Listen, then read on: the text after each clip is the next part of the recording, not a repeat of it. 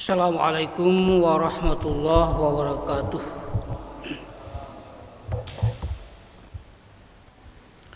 Alhamdulillahirabbil alamin.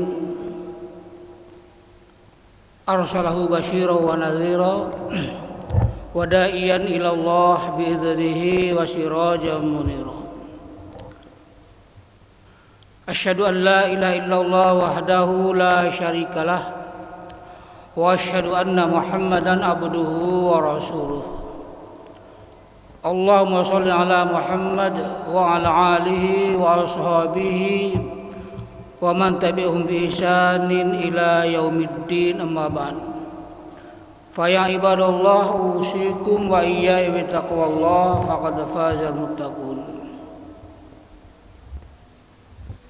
Qala Allah ta'ala fi kitabil karim, wa innaka la'ala khuluqin azim. Sadaqallahu azim. Hadirin jemaah salat maghrib yang dimuliakan dan dirahmati Allah Subhanahu wa taala. Alhamdulillah, kita bersyukur pada Allah Subhanahu wa taala. Pada petang ini kita masih diberikan kesempatan, kemampuan oleh Allah Subhanahu wa taala untuk hadir di majelis yang mulia ini setelah kita melaksanakan kewajiban kita salat maghrib berjamaah. Mudah-mudahan seluruh aktivitas kita dalam hidup ini mempunyai nilai ibadah sisi Allah Subhanahu wa taala. Hadirin para jemaah yang dimuliakan Allah Subhanahu wa taala, ada dua kenikmatan yang sering kita lupakan. Jadi ada dua kenikmatan yang sering melalaikan kita. Kata Rasulullah di dalam sebuah hadisnya, nikmatani maghbunun fihima katsirun minan nas, as-sihhatu wal faragh. Dua kenikmatan inilah yang sering kita lupakan. Yaitu yang pertama, kata Nabi, as-sehat, nikmat sehat. Wal faragh, nikmat kesempatan atau waktu luang, waktu senggang. Para jemaah, kita bisa melaksanakan sholat maghrib di majelis yang mulia ini masih ikhlas karena kita punya dua kesempatan ini, dua nikmat ini, yaitu nikmat sehat. Banyak orang di antara kita yang mungkin kepingin ke masjid untuk sholat seperti kita ini, tapi mereka tidak diberikan nikmat sehat ini. Mereka tidak memiliki nikmat sehat. Sedangkan kita, alhamdulillah, kita bersyukur pada Allah Subhanahu wa taala diberikan nikmat sehat ini sehingga kita bisa dapat melaksanakan sholat maghrib di masjid yang mulia ini. Kemudian nikmat al-faragh, nikmat kesempatan. Ada orang diberikan nikmat sehat tapi tidak diberi kesempatan oleh Allah untuk melaksanakan aktivitas ibadah di masjid ini. Tapi kita alhamdulillah dua-duanya kita miliki. Sehat kita miliki, kesempatan pun kita miliki. Ada yang sehat tapi tidak diberi kesempatan oleh Allah Subhanahu wa taala. Mungkin saat ini ada yang sedang main karambol, main catur misalnya. Dia sehat tapi tidak diberi kesempatan oleh Allah untuk melaksanakan sholat seperti kita. Mungkin juga pada saat-saat seperti ada yang sedang bermaksiat kepada Allah Subhanahu wa taala. Dia sehat tapi tidak diberi kesempatan oleh Allah untuk melaksanakan sholat seperti kita ini.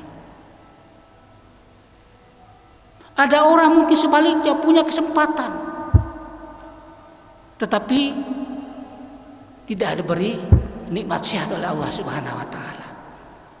Tapi alhamdulillah kita dua-duanya sehat kita miliki, kesempatan pun kita miliki.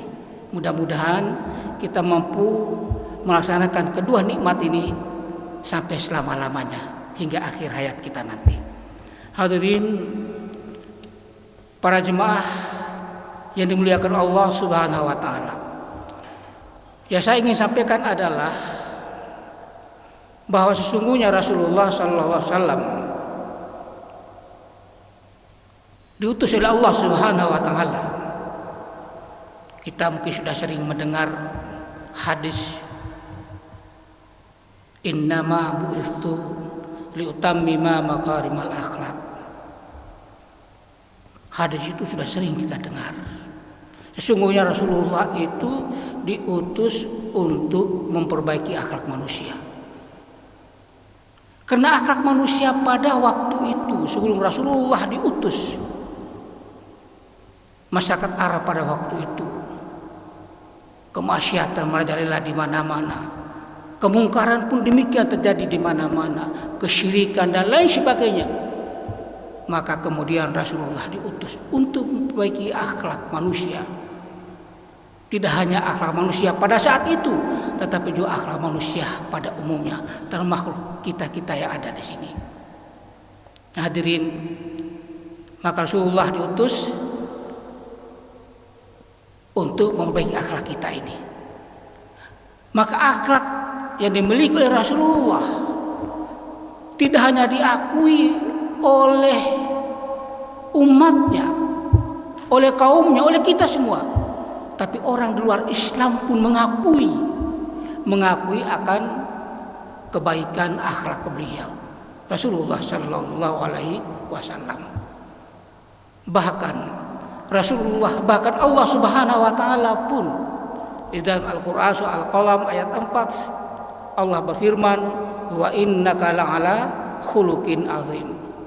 Dan sesungguhnya kamu wahai Muhammad benar-benar memiliki akhlak yang mulia, akhlak yang agung. Jadi Allah Subhanahu wa taala mengakui kebaikan akhlak Rasulullah sallallahu alaihi wasallam. Hadirin jemaah salat maghrib yang dimuliakan Allah Subhanahu wa taala. Ada banyak peristiwa yang menggambarkan bagaimana kemuliaan akhlak Rasulullah sallallahu alaihi wasallam. Salah satunya adalah ketika beliau hendak berdakwah di kota Taif. Ini sudah sering kita dengar. Berdakwah ke kota Taif. Para jemaah, misalnya Rasulullah pada waktu itu dia sukses berdakwah di kota Taif. Mungkin hijrah yang pertama bukan di Madinah. Hijrah yang pertama bukan di kota Madinah, tapi mungkin hijrah yang pertama itu ada di kota Taif. Tapi karena beliau tidak sukses, tidak memasuki kota Taif untuk berdakwah, karena begitu beliau hendak masuk kota Taif, beliau dilempari dengan kotoran unta, dilempari dengan batu hingga kakinya berdarah. Maka kemudian Rasulullah pun mengurungkan niatnya untuk memasuki kota Taif. Maka ketika Rasulullah bersandar di bawah pohon korma, tiba-tiba datanglah malaikat menawarkan kepada Rasulullah, wahai Muhammad, jika engkau mau, kami akan menghancurkan kota Taif ini, biar masyarakatnya akan mati semuanya. Tetapi kemudian Rasulullah mengatakan, wahai malaikat, wahai Jibril, janganlah engkau melakukan seperti itu. Karena apa yang mereka lakukan kepadaku, mereka melempariku dengan batu, dengan kotoran, itu karena ketidaktahuan mereka terhadap apa yang akan aku sampaikan kepada mereka. Maka kemudian Rasulullah sallallahu alaihi wasallam kemudian mengangkat tangannya, beliau berdoa kepada Allah Subhanahu wa taala, Allahumma firli qaumi fa innahum la ya'lamun. Hadirin, doa yang singkat ini yang artinya, ya Allah, ampunilah kaumku karena sesungguhnya mereka itu tidak mengetahui. Allahumma firli qaumi fa innahum la ya'lamun.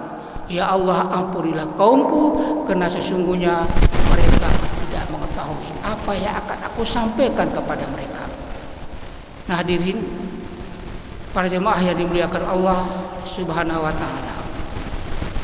Di dalam doa yang singkat ini ternyata ada 4 sikap kepribadian beliau yang sangat indah.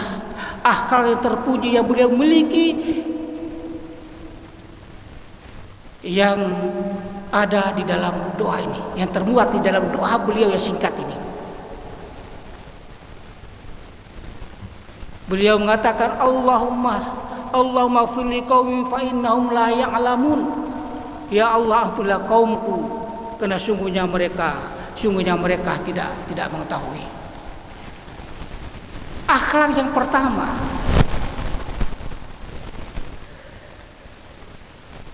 di dalam doa yang singkat ini, yang tercermin dalam doa yang singkat ini adalah beliau mohon ampun bagi mereka. Coba bayangkan ya, ketika beliau dilempari dengan kotoran unta, dilempari dengan batu, tapi justru beliau mengangkat tangannya memohon kepada Allah, memohon ampun kepada mereka atas kesalahan mereka terhadap Rasulullah SAW. Kejahatan dibalas dengan kebaikan. Kejahatan kaumnya dibalas oleh Nabi dengan kebaikan. Betapa mulianya akhlak Rasulullah Sallallahu Alaihi Wasallam. Nah hadirin yang dimuliakan Allah Subhanahu Wa Taala, maka marilah kita selalu berusaha untuk mengikuti, walaupun tidak 100%, paling tidak kita harus bisa meniru akhlak beliau Rasulullah Sallallahu Alaihi Wasallam. Mungkin dalam hidup kita ini barangkali banyak orang yang menghina kita, mencaci maki kita. Tetapi alangkah indahnya kalau kita mau mengikuti akhlak Rasulullah, maka kita pun harus bisa memaafkan kesalahan orang lain. Hadirin para jemaah yang dimuliakan Allah Subhanahu wa taala, di dalam Al-Qur'an surat ketiga ayat 133 Allah berfirman, wasyari'u ila maghfiratin min rabbikum wa jannatin 'arduhas samawati wal ardu 'iddatul muttaqin. Dan bersegeralah kamu untuk mencari ampunan Allah. Bersegeralah kamu untuk meraih ampunan Allah Subhanahu wa taala, untuk mendapatkan surga yang luasnya seluas langit dan bumi yang disediakan untuk orang-orang yang bertakwa. Hadirin, tidak ada satu manusia yang tidak punya dosa, tidak punya kesalahan. Siapapun dia, apakah dia seorang kiai, seorang ulama, seorang ustaz, pasti punya salah. Apalagi kita manusia biasa, pasti punya salah. Tidak ada manusia yang suci, tidak ada manusia yang bersih. Maka sering saya katakan, manusia yang baik itu bukanlah manusia tanpa dosa, manusia tanpa salah. Manusia yang baik itu adalah manusia yang sadar akan kesalahannya, sadar akan dosa yang dia kerjakan, sadar akan kesalahan yang dia lakukan. Itulah manusia yang baik. Kemudian dia beristighfar, mohon ampun kepada Allah Subhanahu wa taala. Wasari'u ila maghfiratin min rabbikum. Bersegera untuk mohon ampun kepada Allah Subhanahu wa taala. Hadirin, ayat ini surat ketiga ayat 133 ini, ketika Rasulullah sallallahu alaihi wasallam berdakwah kepada Raja Heraklius, beliau mengirimkan surat. Jadi dulu beliau Rasulullah mengajak orang untuk Islam, mengajak untuk beriman kepada Allah melalui surat. Ketika beliau mengirimkan surat kepada Raja Heraklius atau Raja Romawi pada waktu itu, beliau cantumkan ayat ini. Wasari'u ila maghfiratin mir rabbikum wa jannatin 'arduhas samawati wal ardu 'iddat lil muttaqin. Ayat ini beliau cantumkan untuk mengajak Raja Romawi Heraklius itu untuk masuk Islam. Hadirin, ketika Raja Romawi Heraklius itu membaca suratnya Rasulullah, maka beliau mengatakan, Kalau surga itu seluas langit dan bumi, wa jannatin arduas samawati wal ard, surga itu luasnya seluas langit dan bumi, maka timbullah pertanyaan Raja Heraklus pada waktu itu. Lalu di manakah posisinya neraka ini? Itulah pertanyaan Raja Heraklus kepada Rasulullah sallallahu alaihi wasallam. Beliau mengirim kembali surat kepada Nabi dengan pertanyaan seperti itu. Ya Rasulullah, kalau dalam suratmu tercantum ayat ini yang artinya bahwa surga itu seluas langit dan bumi, lalu di manakah posisinya neraka itu? Ada di mana neraka itu? Karena langit bumi ini adalah surganya Allah Subhanahu wa taala. Maka Rasulullah SAW pun menjawab, beliau mengatakan, pertanyaan Anda ini sama dengan ada orang yang bertanya. Ada orang yang bertanya, kalau kita sekarang ini berada di malam hari Pak ya, lalu di manakah keberadaan siang hari itu? Di manakah keberadaan siang hari itu? Atau sebaliknya, kalau kita sekarang berada di siang hari, lalu di mana perginya? Kemana perginya? Malam hari itu. Inilah jawab Rasulullah kepada Raja Heraklus itu. Nah, hadirin jemaah sholat maghrib yang dimuliakan Allah Subhanahu wa taala. Kemudian yang kedua akhlak beliau yang tercermin dari doa beliau yang singkat itu adalah beliau telah memaafkan mereka. Beliau telah memaafkan mereka. Artinya ketika Rasulullah mengatakan Allahumma fili qaumi, ya Allah ampunilah kaumku. Ketika Rasulullah mendoakan atau berdoa seperti itu, berarti makna yang tersirat di dalamnya adalah beliau telah memaafkan mereka. Beliau telah memaafkan mereka. Wal afina anin nas wallahu yuhibbul muhsinin. Itu ayatnya.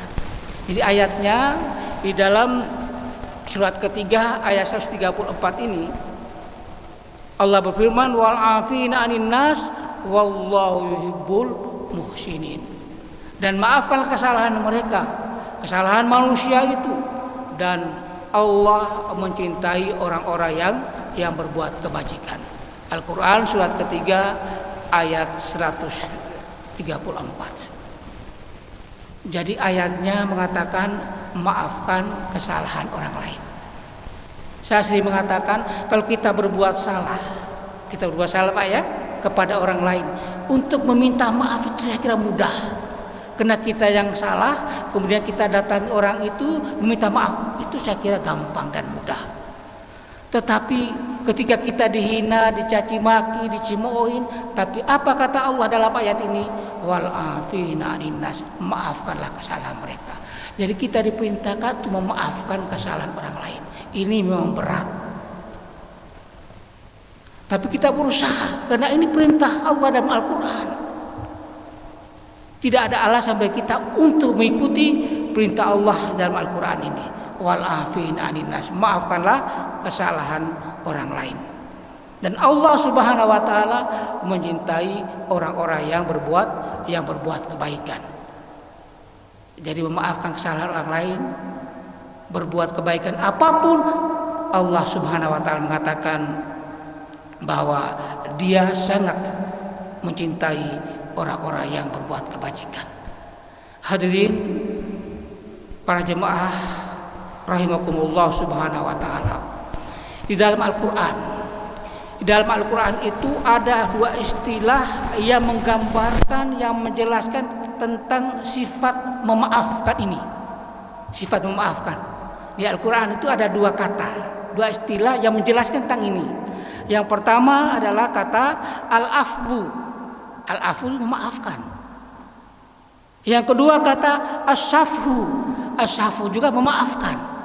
Jadi kata al-afwu dan as-safhu itu artinya memaafkan.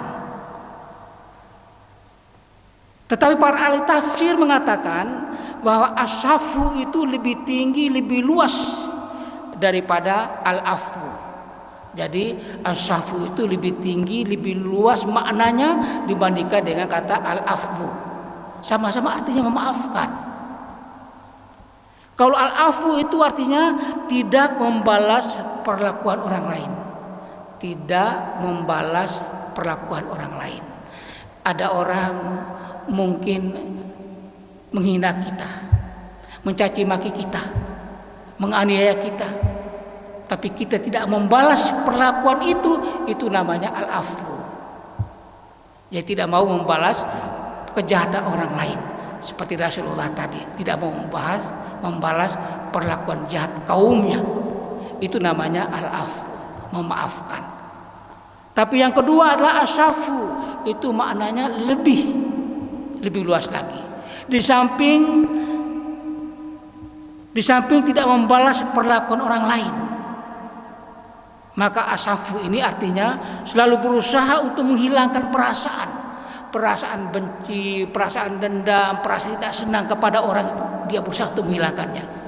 Jadi ada orang menghina dia, mencaci maki dia, tapi dia berupaya untuk menghilangkan rasa dendam, rasa benci yang ada pada dirinya. Memang ini sulit. Tetapi kalau kita berusaha, insya Allah bisa. Jadi kata asafu itu artinya di samping tidak membalas perlakuan orang lain, dia berusaha untuk membersihkan hatinya dari rasa dendam, rasa benci, rasa tidak senang kepada orang itu. Nah hadirin rahimakumullah, jadi ada dua istilah ini. Mudah-mudahan kita bisa memiliki yang kedua ini, as-safu, tidak rasa dendam di antara kita. Ketika ada orang berbuat aniaya pada kita hilangkan perasaan seperti ini. Tidak ada artinya rasa dendam, rasa benci kita tanamkan dalam diri kita ini. Apa untungnya kalau kita benci pada orang lain? Ketika dalam diri ini ada kebencian, rasa dendam pada orang lain, tiba-tiba datanglah malakutul maut. Malaikat Jail datang menjemput kita, mengambil nyawa kita, mengambil roh kita, kita mati membawa dengan kebencian dan kedengkian pada orang lain. Jangan sampai seperti itu. Makanya mari kita berusaha untuk membersihkan hati ini dan segala macam penyakit rohani, apakah itu dengki, benci, tidak senang dan selain sebagainya, dan itu semua adalah penyakit rohani. Hadirin para jemaah yang dimuliakan Allah Subhanahu wa taala. Kemudian yang ketiga akhlak beliau yang tercermin dari doa beliau yang singkat itu adalah Rasulullah membela mereka. Dia mengatakan bahwa mereka itu tidak mengetahui. Ya Allah, apa yang mereka lakukan kepadaku itu karena mereka tidak mengetahui, ya Allah. Jadi Nabi mengatakan seperti itu. Jadi Rasulullah membela kaumnya, membela masyarakat Taif, kaumnya. Dia mengatakan apa yang mereka lakukan padaku karena mereka tidak tahu. Karena mereka tidak tahu. Karena hadirin, sesuatu yang kalau kita tidak tahu itu pasti akan diampuni oleh Allah, dimaafkan oleh Allah Subhanahu wa taala karena kita tidak tahu. Misalnya kita tidak sholat, mungkin kena ketiduran, dimaafkan Allah, diampuni Allah. Tapi begitu kita bangun, ingat, kita langsung melaksanakan sholat, itu bisa karena ketidaktahuan. Jadi sesuatu yang tidak tahu kemudian kita lakukan, insya Allah akan diampuni oleh Allah, dimaafkan oleh Allah Subhanahu wa taala. Hadirin jemaah salat maghrib yang dimuliakan Allah Subhanahu wa taala. Kemudian yang keempat, yang terakhir. Yang terakhir ini akhlak beliau yang tercermin dari hadis yang singkat itu adalah kasih sayang beliau terhadap mereka dengan menisbatkan mereka kepada beliau dengan mengatakan ampunilah kaumku, ampunilah kaumku. Ya Allah, mereka itu kaumku, bukan orang lain. Ampunilah mereka. Ini menunjukkan betapa kasih sayang Rasulullah sallallahu alaihi wasallam kepada mereka. beliau disakiti, dilempari, tetapi beliau mengatakan, ampunilah mereka ya Allah. Rasulullah tampakkan, beliau tunjukkan betapa kasih sayang beliau kepada kaumnya, kepada orang yang berbuat jahat kepadanya.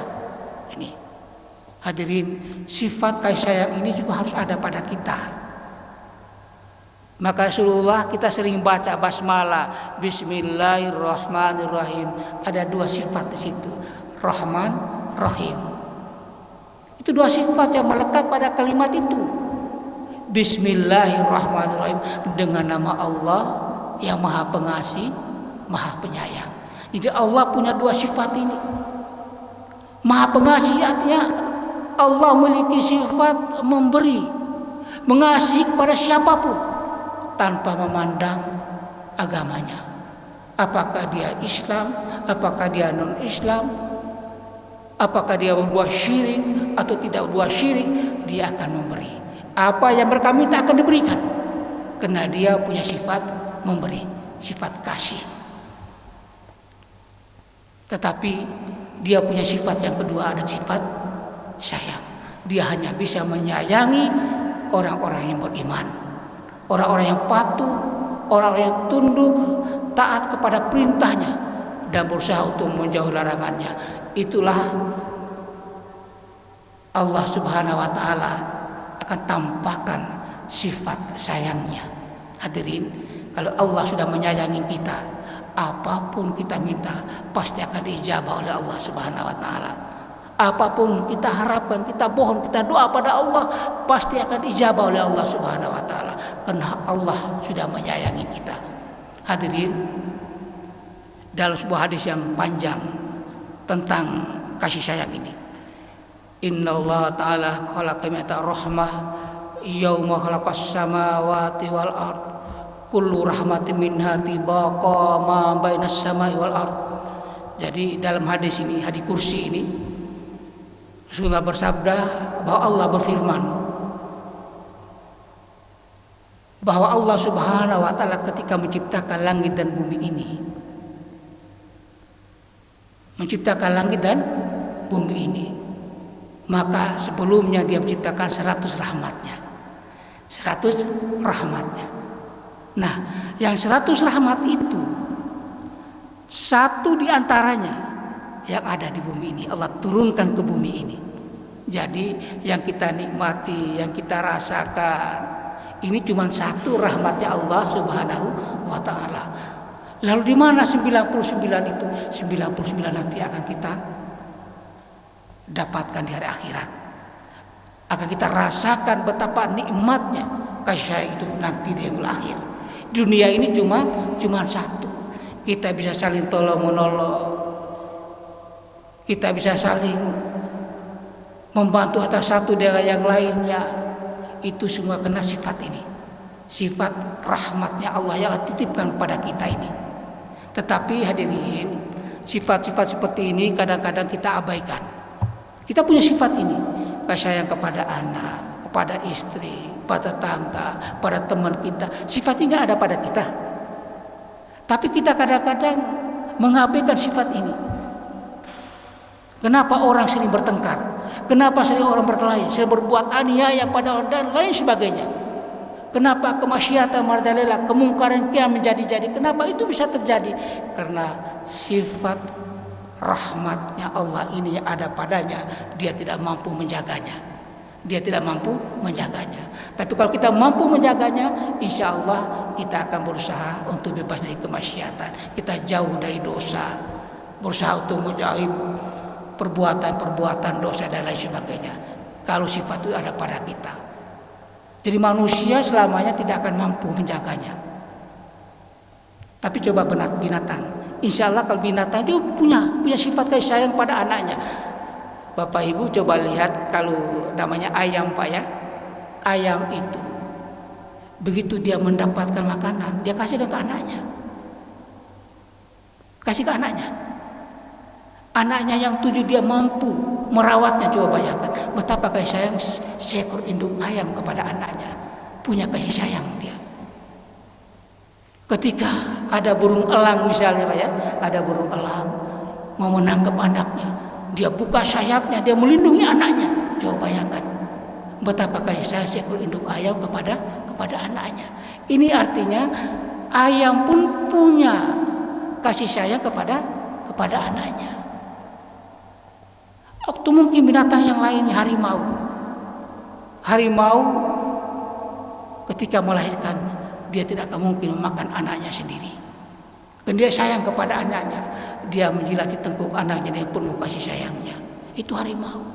Karena dalam dirinya ada sifat itu, sifat kasih sayang kepada anaknya. Nah, manusia pun ada seperti itu, tapi kita ini kadang-kadang lalai, tidak mampu menjaga dan merawat sifat ini. Nah, oleh karena itu di dalam Al-Quran surah At-Takatsur itu Allah Subhanahu wa taala menjelaskan bahwa kenapa kita ini sering mengabaikan sifat ini. Kita tidak pandai, tidak mampu menjaganya, merawatnya dengan sebaik-baiknya. Karena dalam At-Takatsur Allah berfirman, alhaakumut takatsur hatta zurtumul maqabir, dan seterusnya.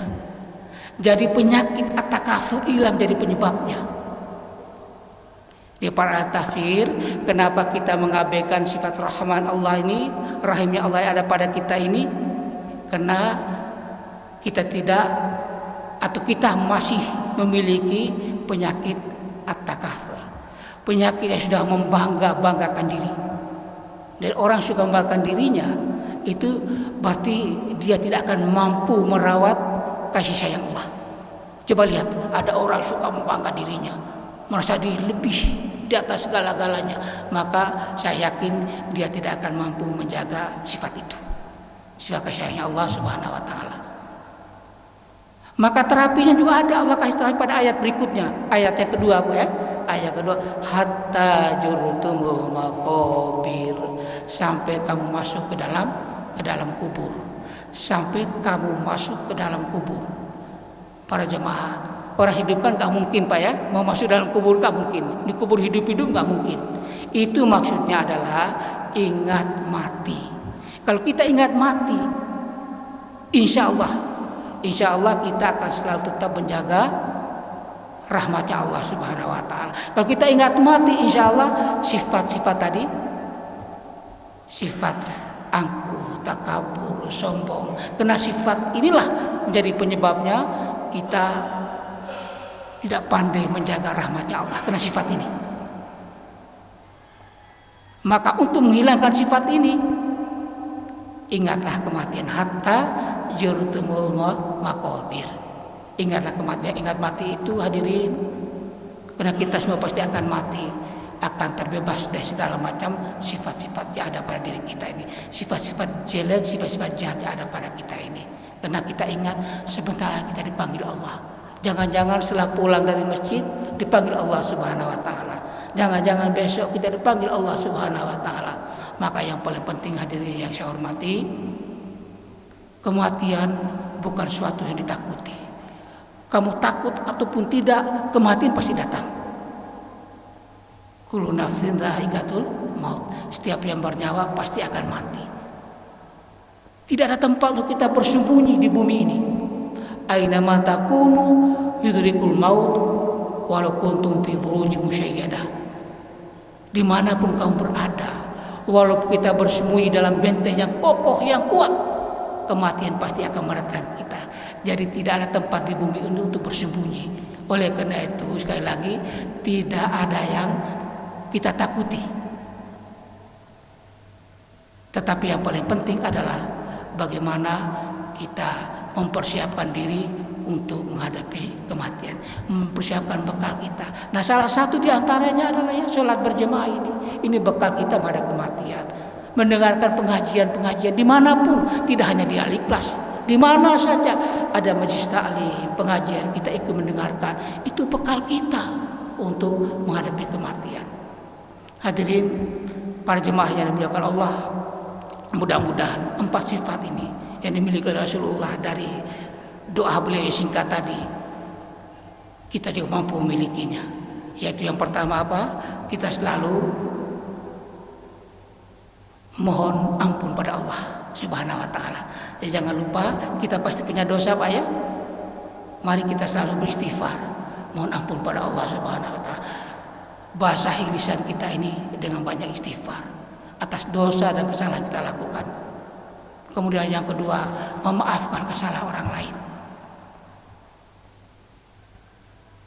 Dan yang ketiga itu adalah rasa kasih sayang beliau kepada kaumnya.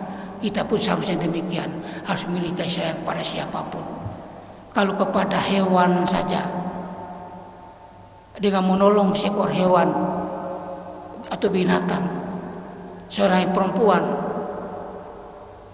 di zaman, bukan zaman Rasulullah ya, di zaman nabi-nabi sebelumnya, ceritakan ada seorang perempuan yang menolong seekor anjing yang haus.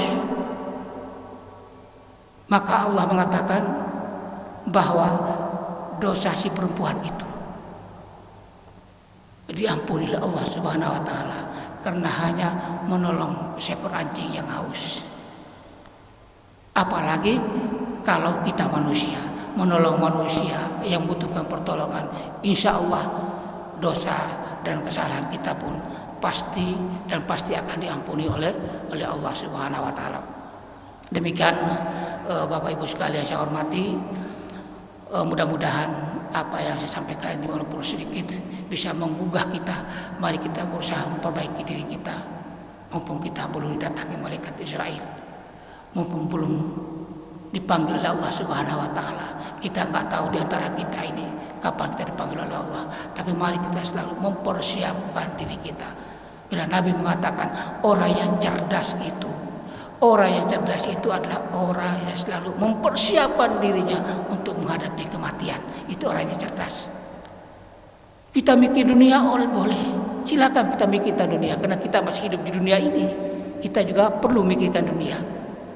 Tetapi akhirat itu lebih kita utamakan daripada dunia, karena dunia ini sementara, sedangkan akhirat itu untuk selama-lamanya. Demikian, mungkin ada pertanyaan dari Bapak Ibu sekalian, silakan, ini waktunya.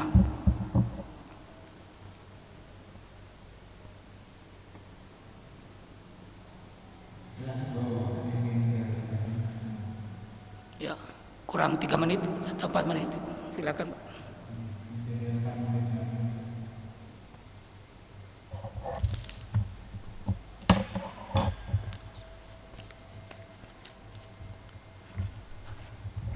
Ya, kira-kira sudah Pak ya, kita akhiri saja ya, kurang 3 menit ya. Mudah-mudahan apa yang sampaikan ini yang benar itu hanya datang dari Allah Subhanahu wa taala.